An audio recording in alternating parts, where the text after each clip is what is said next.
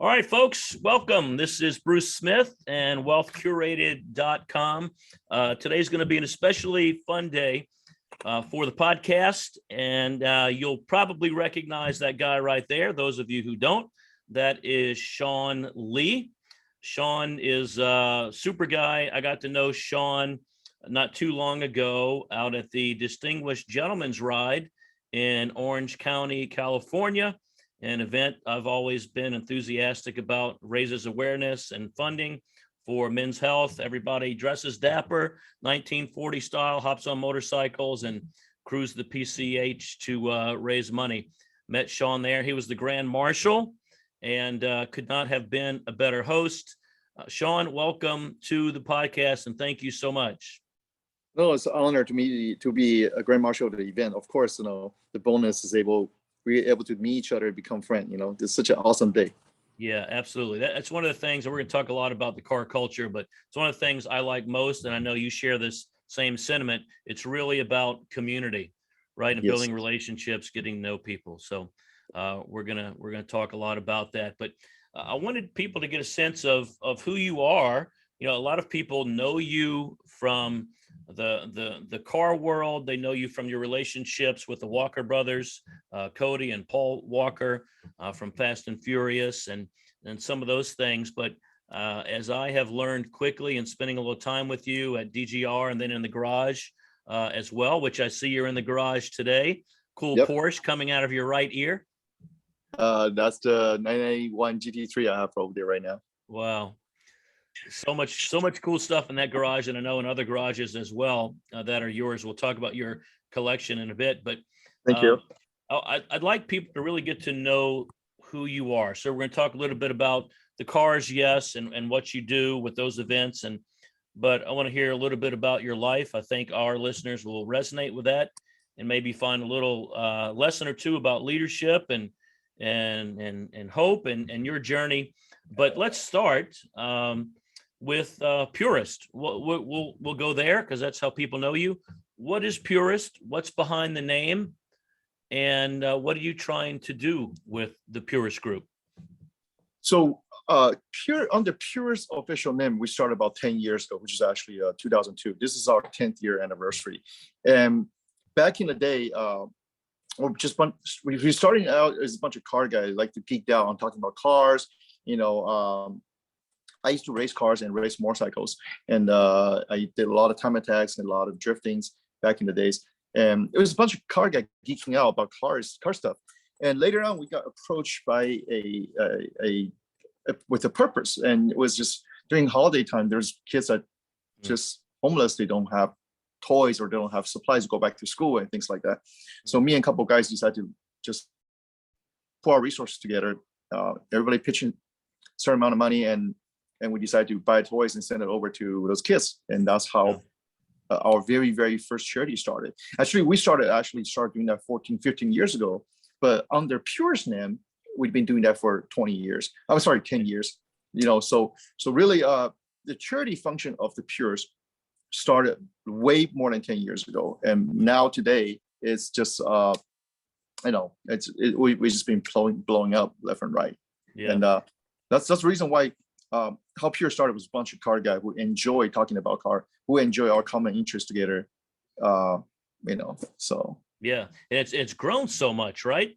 Tell us how much you have a lot of events going on throughout the course of a year, and some of them are really large. I always see you on the socials at the events. It's amazing the scope of some of these things.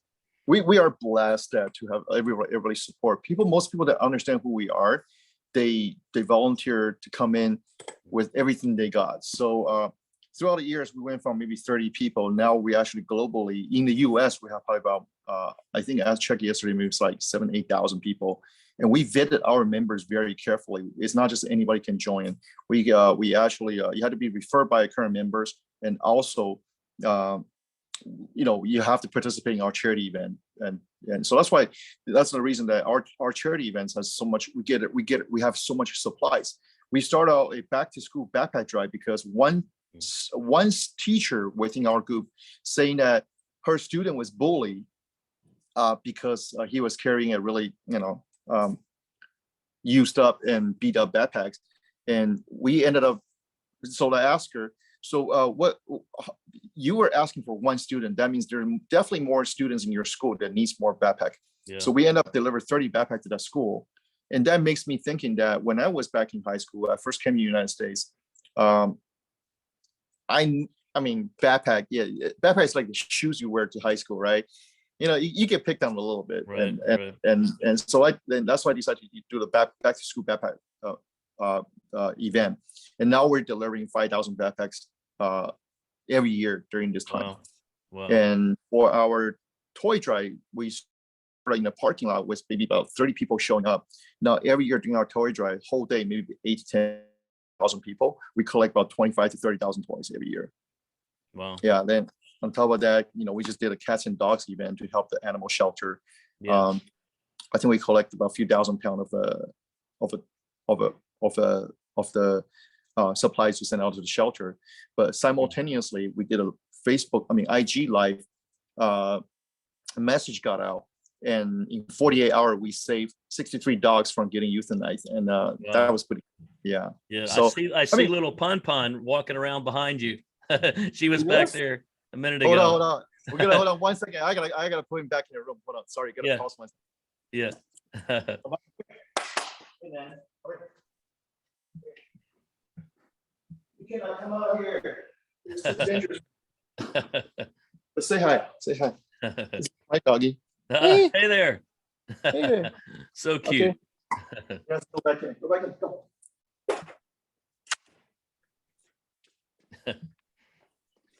Wow, he's able to open doors now. Who knows? Next time I have the key to the car. That's good television right there. Yeah. I'm like, wow, he got out. He opened the door himself. Wow. That's awesome.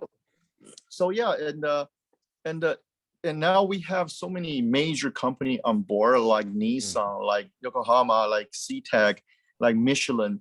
And you just saw my recent post. We're having a start back to school. Michelin say, do you guys want backpack? How's 400 to start? I was like, wow, you know.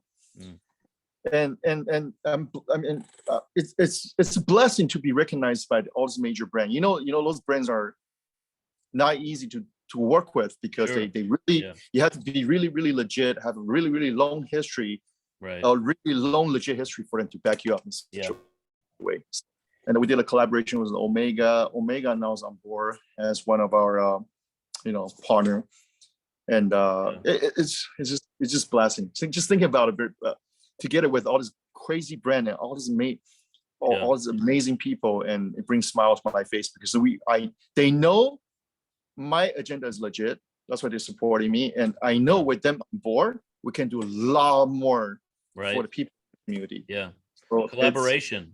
Collaboration. It's it's fascinating to me that, really the impetus of all this is the car community. I grew up in a car family. My grandfather ran a Jag dealership for like 40 years. So I would see all the new Jaguars, but I would also see all the vintage stuff come in, the late 60s XKEs. And I fell in love with the shape and the sounds, right, of cars as a young kid. And at 16 years old, my first car, my grandfather got a 1972 Spitfire, nice. fully restored for me, convertible Spitfire, gave it to me for my 16th birthday. So it's always been in my DNA, right? And I've seen so much goodness and creativity come out of the car community. So it's great to hear. In fact, I got my Evel Knievel signed coffee mug right here. Evel Knievel was a big figure back in my day growing up as a kid. You remember the little pull toys where you jump them over the ramp? I loved all that. So when I was in your garage, I did notice all the cars were fantastic. I want you to tell us a little bit about the cars, but I also noticed the motorcycles. As you know, motorcycles are sort of my chief passion.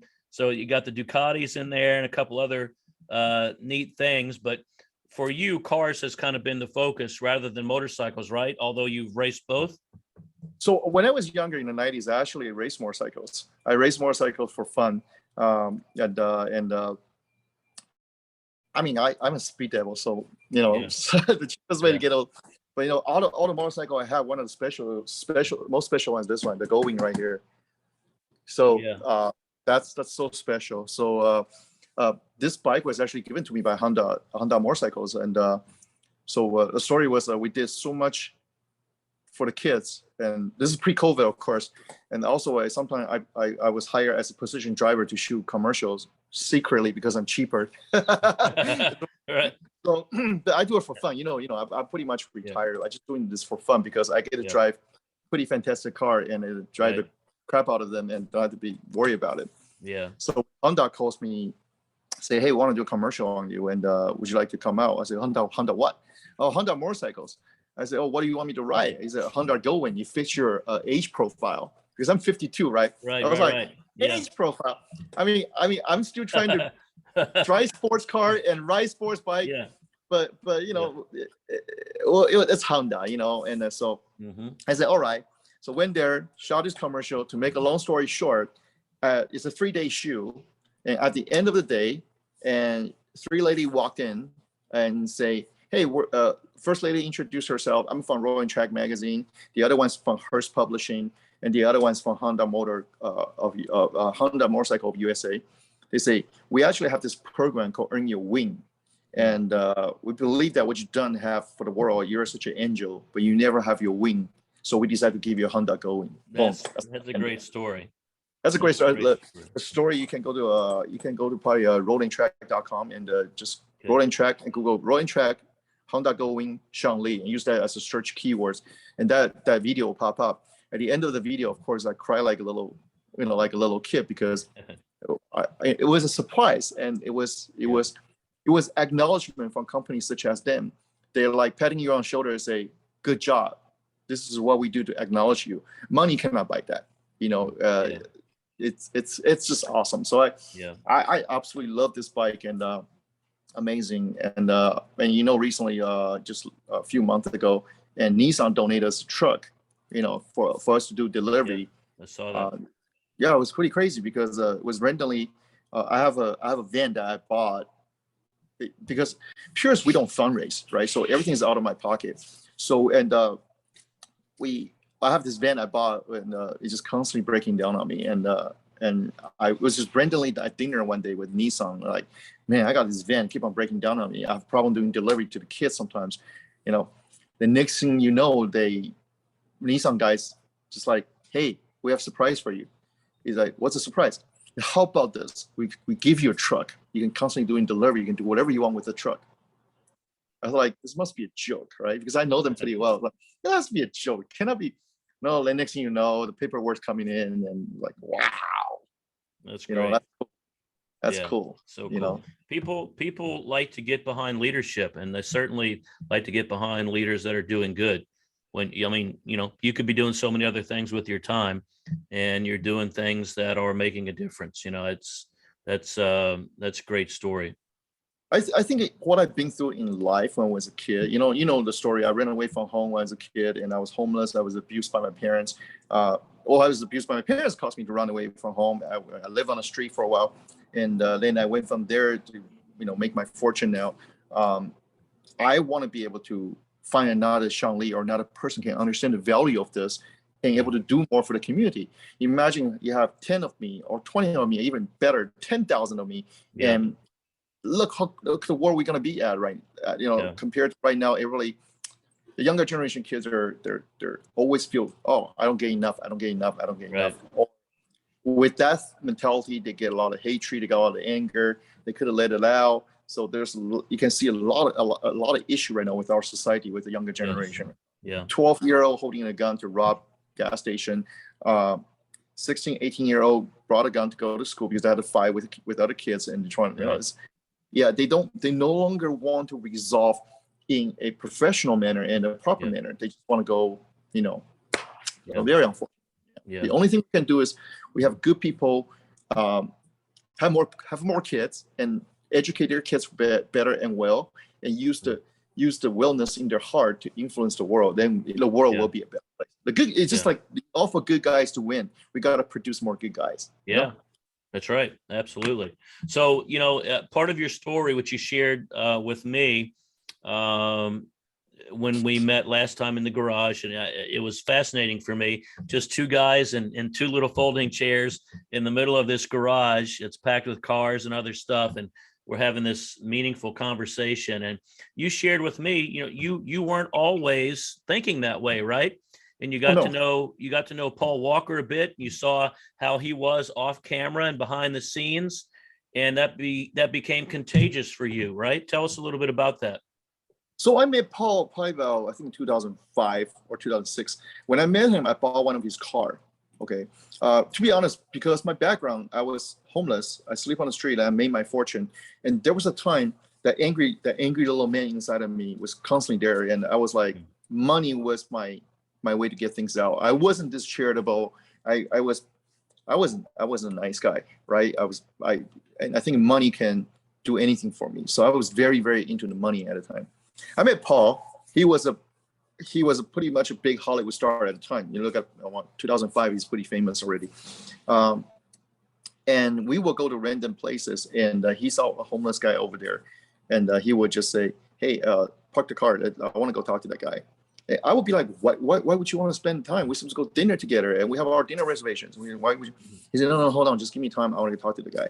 And because his whole family has such an extensive military background, and that guy was in a military jacket with a badge on there with his name. So he walked over and asked, "Hey, is this real? Is this your jacket?" And he looked at the badge. You go, "Did you serve in this particular platoon?" And blah blah blah. And I'd like to make a long story short. And he came back to the car and say, "Hey, how much cash you have in the wallet? Just give it to me." And he probably knows, like, us Asian probably has more cash all the time. so he took all the cash out and just give it to the guy. And then we went on to do our dinner. Little did I know, like a couple of days later, I went to his house, and the guy answered the door. I go, "Oh my God! I mean, how did you end up at Paul's house?" Wow. He took me back and gave me new clothes and let me take a shower. But he says, "I'm leaving today, this afternoon." I was like, "Wow!" Dude, and I asked him, "Do you know who this guy is?" He goes, "No, I've been homeless for so long. I don't watch TV. I don't know who he is." I said, "Okay, yeah, let's better stay that way." It's amazing. That's just one story. Yeah. We could go on the whole day. We can go on to the next 50 podcasts. I'll tell you 50 stories. Yeah. No, we definitely will do this again because we have so much to talk about. But so go ahead. So then I asked Paul privately, I go, "Don't you afraid that he's gonna take your stuff from your house, blah blah blah?" He goes, "This is." I know the translation of what he said because my English scale is not that good. Okay, so, but basically what he's saying that if you don't trust in humanities, then it's hard for yourself to be a human again. So therefore, even though you get tricked, you get cheated on, you get beat up because people have trying to trick you, which happens to him all the time, and you cannot lose the trust in humanity. And the person over there has a fellow man. We have to help him. And that's why I was scratching my head. I didn't get it at the time. Then after he passed away, and it was the rude awakening, I go like, I got it. I see your point. Got it. Wow. Because we have all money, all access, best medical system, best insurance. One thing we cannot buy is time. Yeah. Time is ticking right now. Yeah. What can I buy? I mean, I could be here talking to you. I could be gone tomorrow or next minute. Yeah. And what are we going to use our time to make a difference for? Yeah. So.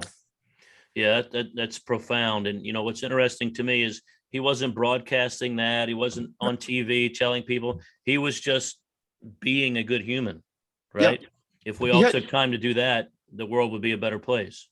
He had his foundation for so many years, Reach Out Worldwide, that he actually used his own money, flies doctors and special team. And of course, with friends' help, they have an airplane to fly them into a disaster area way before Red Cross, way before Salvation Army, because he has no red tapes. Yeah. When he created activation, he just wanted to help people. He did that for years and years and years, and out of his own pocket. He never even talked. Most celebrities could be like, "Oh, look what I have this foundation. I'm here at disaster. Oh, I'm helping these people." And no, he's always done it quietly. See, people. So on his funeral at Universal Studio, one of the director went up and talked and go, "I never understand why Paul sometimes took off in the middle of a filming. He never disclosed the reason why. We always think he just has throwing a tantrum as a celebrity. But later on, we found out that he's actually going there they put a timeline on there. He was out there on a speech in Universal Law, speaking to hundreds of people that were there that day. Okay, so he goes, I then I found out that Paul was actually out there saving people. You know, he took away time from his shooting of a major movie and flew away to go to earthquake relief, hurricane relief, and because he thinks for him, that's where his heart belongs. That's his priority. Yeah. Of course, there's tons of it's amazing. I know you guys were close, and I know that you were there in the aftermath of the crash, and I know that was emotional and still hard to talk about, and it took you a while to work through that. But his legacy lives on in you, but you also have a couple of mementos there in the garage, right? A couple of his cars. Oh yeah. Tell us why that's been important for you, and how you view the significance of those being in your garage. So one car is pretty unique for me. Is actually right there, the white GT3 RS underneath my 991. So that car was one of his cars, and I actually acquired a car before he passed away. And there's me and him. We always, as we're good friends, we always talk about cars. And if you guys have a car friend, you always know that. Oh, I want to get this wheel. I think that tire is better. I want to get that suspension on it because I do a lot of racetrack driving, and I think that suspension and that spring race is better for this racetrack compared to that racetrack. So that's constantly be one of our topic. We talk whole day while sipping on a glass of whiskey or bourbon. He likes whiskey actually. So, and after he passed away, and when I got this car from him, I think I got his car a year before he passed away, before the accident.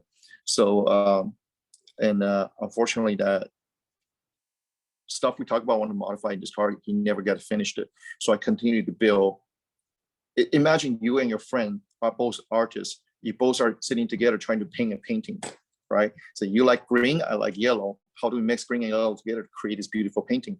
And for us car guys, this was my painting and Paul's painting, and was the world. Wow. So this is going to be one of the car in my life that I would never sell. Yeah. And it's not because the monetary value of it. It's because the stuff we talk about in the car, and I find out that I got to drive it, and that's like my best friend at the time paint this painting with me. Now the painting is done. Yeah. But my best friend longer there. So that's a very special car. Yeah. They have another. He's a E46 that he drove for a while, and a few other cars. Yeah. So Skylines. So do you view yourself as a car collector, or as a speed addict, or some other form of enthusiast? How do you describe your attachment to cars?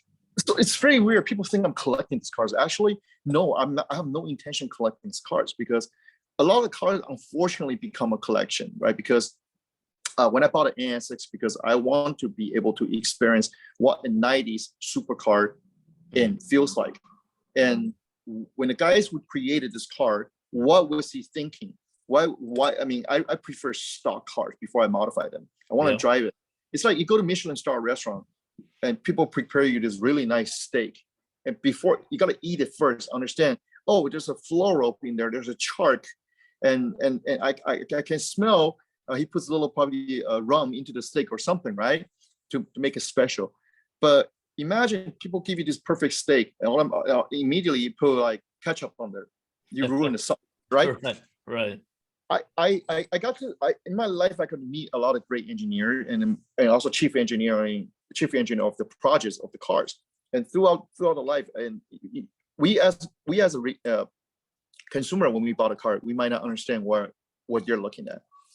After you met them, then you're like, oh, so that's what's there for.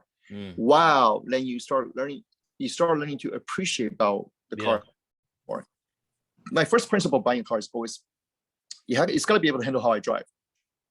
And I still have a lot of Italian cars, but they don't take a beating, Right. I try my best to do my Italian accent. They just, unfortunately, early Italian cars, they're beautiful in terms of design. They just it's very pretty. They catch on fire, they blow out really quick. So, and the timing belt is the transmission, and so so later on, and I enjoy driving a lot. I used to drive I drive Canyon 2 to 3 times a week. You know, Wow. I drive them not just for 20 minutes, 30 minutes. I usually when I go into Canyon, 3-4 hour drive for me. Yeah. I don't come out of Canyon. Yeah. Because And at that moment, for people who don't understand driving the canyons in California, it's not a Sunday drive, right? no, it's a Sunday. It's a It legal. can be It's a Sunday drive, but not a legal, typical Sunday drive. It's Yeah. it's typical legal speed limit drive, you know. So, but through that, you're able to understand the dynamic of the car from transition of the weights and from the brake bias, right? Because you got uphill and downhill, the brake bias is constantly changing. Whether or not the car can handle the heat well under boost, because you're going uphill, you constantly if you have a turbocharged car, the car is constantly under boost. It's going to overheat. It's going to overheat land. You know, then the tire usage and you know, harder tires taking on the beating after hours of use of the tires. You know, and then you learn about cars. Then you come back, you get able to talk to those engineering guys with a lot more data. Then you also understand. So most cars I bought at very early stages, they are all cars that you know, I bought them really cheap back in the days, right? So like ANSX, I bought them used almost 12 years ago, and nobody wants an ANSX. I paid like 28 grand for it, and then I just drove the crap out of it. My air-cooled 994 C4S, when 2004, I bought it in 2004, 2005-ish, when everybody was into Ferrari and the Lambos, the 360 or the Gallardo came out. Nobody wants the Porsche, especially a white one. So I ended up buying my 993 for, I think it was 30,000 mile car. I think about like 30 grand. Wow. Right. And I start daily driving it. I take it everywhere. And I enjoy the sound of the air cool. I enjoy the sound of the door closing. It's like DuPont lighter. Ding, right. These are the things I enjoy. Right. Yeah. It's not about the shape of the car. It's not about how loud it's going to get. It's about understand what the engineer want you to feel when they build this thing. Yeah. So that was the whole thing I buy into cars, and people started saying, "Wow, you know how to collect cars?" Like, no. I buy the cars that I enjoy. I like to drive. So I have all the way from Skyline to the Porsches, you know, to the Black Series. You know, when I bought Black Series, nobody wants Black Series. I mean, they're like, "What's a Black Series?" Right? So, I mean, so what's your favorite car right now in your garage? Besides the RS? Yes. Besides the R, it has to be the one of the cars. Be the R35 behind me, because I got to meet the chief engineer Tamura-san. You see on my IG, I'm extremely close with him. Yeah. And he also is the creator of the new Z. He's also creator of the Nissan GTR R35 Skylines. Okay. He didn't create it that much on the R34 Skyline, because he did a lot of work on that, which is later on creates a principle for R35. And you gotta know R35 was real true Japanese supercar that pretty much came out in 2009 that shattered all the records. And people say the car is too heavy, it's not gonna do well. Yeah. And even till today, it's the top 20 cars on Nürburgring at a time for under $100,000. Wow. Right? Retail value back in the day was $87,000. Yeah. For $87,000 car, till today beats out Ferrari Enzo F40, F50 on Nürburgring lap time. You can Google that. Think about it. Yeah. Wow. Yeah, he has a very noisy gearbox, but he has little, you know, quirks. But hey, he works. And later I got to meet Tamura-san, and he became one of my best friends. And I learned so much more about this car. And to me, it's no longer just a car. From his eyes and from his notepad, I get to see how this project went from a piece of paper to the car that's sitting next to me right now. And it's an honor to be able to know him and know about this particular car I own and its history. And, you know, that makes this car has so much more meaning for me and so much extraordinary for me in terms of pure meaning wise. Yes. That's fascinating. So you're a true engineering enthusiast when it comes to cars. I only have a high school degree. I really know nothing about engineering, but when they were telling me why they actually slope the rear of the lights like this for the air to flow a little bit over here instead of turbulence going back here, and I was like, wow, it's like that little quarter-inch thing will make that much difference. Right. And why the wing deck has to be a little higher, a little bit, not a little lower.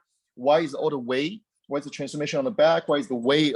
Where is that today? And this guy, he's crazy. Like the new Z, he actually, it's for $40,000 car. He wants proper weight distribution. He actually had Nissan pouring money into it, make magnesium bill housing, so for the weight balance to be better. It's amazing. For $40 car, who's gonna do that? Wow, it's amazing. Yeah. Well, look, we're going to talk a lot more about cars in our podcast down the road. Let's get back a little bit to the kids and the toys and all that sort of stuff. So you've been doing that a long time. I know you do work with police departments as well. Tell us what your hopes are briefly. We just got a few more minutes, but tell us what your hopes are for the next steps for Purist going forward. What's coming up? So coming up, we have our back to school event, right? This year, so next year for back to school is kind of special. I was supposed to do it this year, but due to COVID restrictions, next year, my goal is trying to break the world record and get 7,500 backpacks and stuffed and ready to go and send out to the kids. Yeah, this year, every year we're doing about 3,000 to 4,000, but I got two amazing guys. They're competing with each other. Yeah. So through that conversation, go like, That's one guy great. says, I'll do 1,500 backpacks. And the other guy say, I'll do 1,500 backpacks too. So just two guys alone, I have 3,000 backpacks. Yeah. Amazing people. They don't want to, they never, this kind of people that they have the wealth, but they never wanted their name to be mentioned, which is beautiful. Yeah. And we're coming up really quickly with the backpack event. I'm doing the planning and logistics right now. And we have one gentleman right now. This I can talk about. He owns a company called Basics, BAZIC, Basics product. The gentleman owns this company. It's a great company. They sell all the stationery, all the office supplies. You guys, whatever you have an office supply, you should go mail order from them. And because they donate 20 pallets they just donate 20 pallets worth of school supply. That's a combination of calculator, glue sticks, pen and pencil, notebook, about 20 pallets. That's great. So yeah, they decided to do that yesterday. So I'm going over there maybe today or tomorrow to film it and to start posting it. And we're gonna go to the sorting stage. Once we go to sorting, we're gonna start delivering backpacks to the kids in the school very soon, starting next week. That's actually next week. For the next 3 weeks, we're gonna be delivering backpacks. Then immediately on December 10th, our toy drive. Again, being our 10th year, this year is gonna be quite special. And usually we have probably about maybe 500 cars on display. This year we're gonna extend to about 800. We're gonna handpick 800 top of the top car to be on display. The whole idea is we don't fundraise. So what happens? I create this car show. Yeah. You come to the car show, the entrance fee is bring me a toy. When you bring me a toy, you get to see some of the most amazing creation of cars. Trust me. I mean, you can go to YouTube. Cool. You can go to YouTube and Google Purist Group Winter Drive. You will see the contents of our cars. From Bugatti. I have one guy's a Bugatti collector. Shipped me 2 of his Bugatti from East Coast to LA. You will see a Bugatti EB 110 Super Sports, and this is the 101 Super Sport. Wow. Yeah. Wow. And he's shipping me his Veyron Super Sports as well too to put on display. And hopefully I'll get the Bugatti Vision Concepts, the 101 in the world that created for a Gran Turismo here too. So you have that's just Bugatti sector, and we have some of the best muscle car build. I'm inviting about maybe 20 top of the top muscle car build that you see on Hara, whatever muscle car mag. I have 20 top off-road builds coming in too. Supercharged, 37 wheels. Yeah. Tell us when this is and where that is. This is going to be December 10th this year at the City Industry. It's at Industry Expo Center. Yeah. Awesome. Fantastic. I can't wait to see you guys. That's awesome. Listen, it's a pleasure. I could talk to you all day for hours. Let's do this again real soon, and we'll talk about some of the other stuff. Your story is so compelling. I want to get into your story next time and, talk about how, people hear, I was on the street, I was homeless, and then I made my fortune. There's a lot there, right? From homeless to making a fortune. So maybe we'll do that next time. Appreciate your time. I know you're very busy. And thank you so much. And let's do it again soon. Sean Lee, the Purist Group. Thank you for tuning in with wealthcurated.com. I think we have a new friend you're going to hear a lot more from, and I hope you guys will get involved. I know a lot of you have resources and a similar desire to do good work. Purist Group would be a good place to do it. Thank you, Sean. Thank you so much for giving me opportunity. Thank you so much, Bruce. Absolutely. We'll talk soon. Take care. You have a nice day, sir. Take care. Bye.